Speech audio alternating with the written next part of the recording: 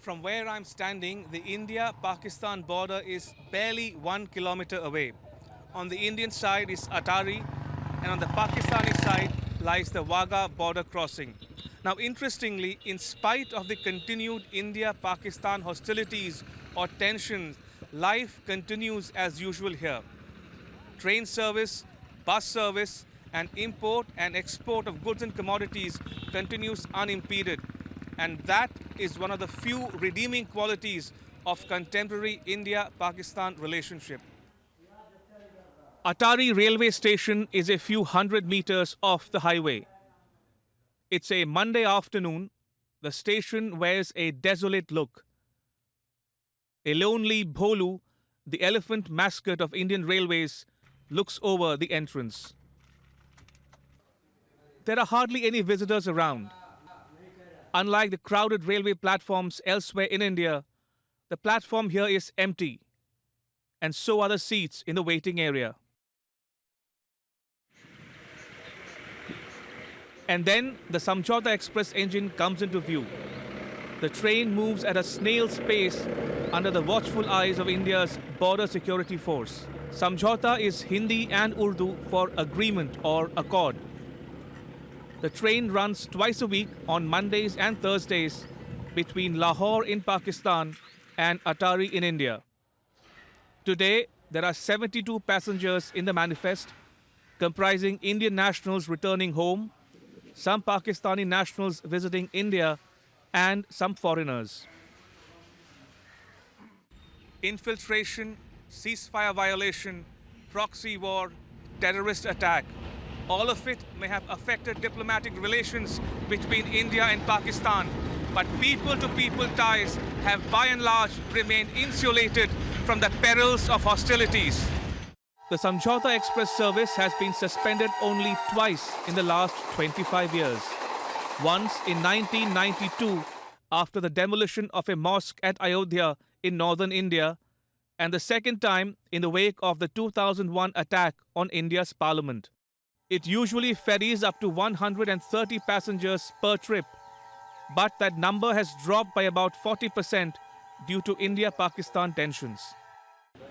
A spate of terrorist attacks in Jammu and Kashmir this year, starting with the attack on the Pathankot air base in January, followed by the 18 September attack on an Indian army camp in Uri, which claimed 19 Indian soldiers, has not disrupted transportation links between the two South Asian neighbours.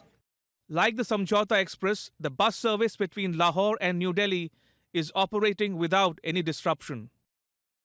Behind me, as you can see, is the bus service which is ferrying passengers from Lahore onto Delhi. Political and diplomatic skirmishes have not affected bilateral trade and commerce either. It's business as usual at the integrated checkpost at Atari, which is part of the historic Grand Trunk Road. Every day, trucks from India transport perishable commodities such as green chilies, tomatoes, and other vegetables, also yarn, to Pakistan. While Pakistani trucks bring dry fruits, cement, salt, and stones into India. There is a row of trucks parked here at the integrated checkpost here at Atari on the Indian side of the India-Pakistan border. Now, trucks here are entering on a daily basis, on a regular basis, not only to unload stuff for onward export to Pakistan, but also to load stuff which arrive here at the integrated checkpost from the Pakistani side.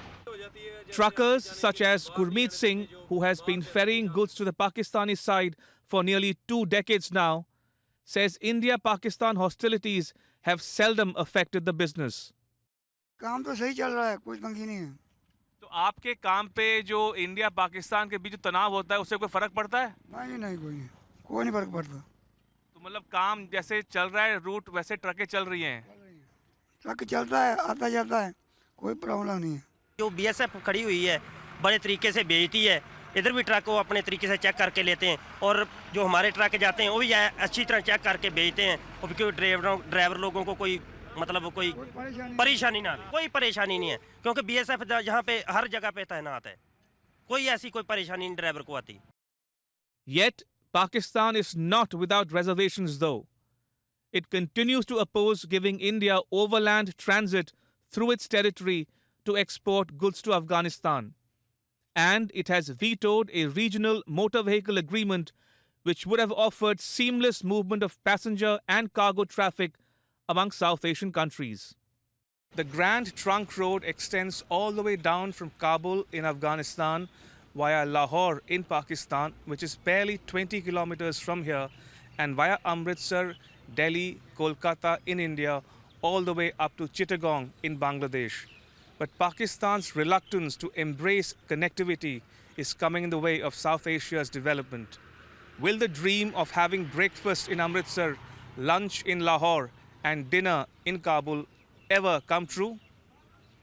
In Amritsar, with video journalist Janmajoy Bhattacharjee, Ramesh Ramachandran, WION.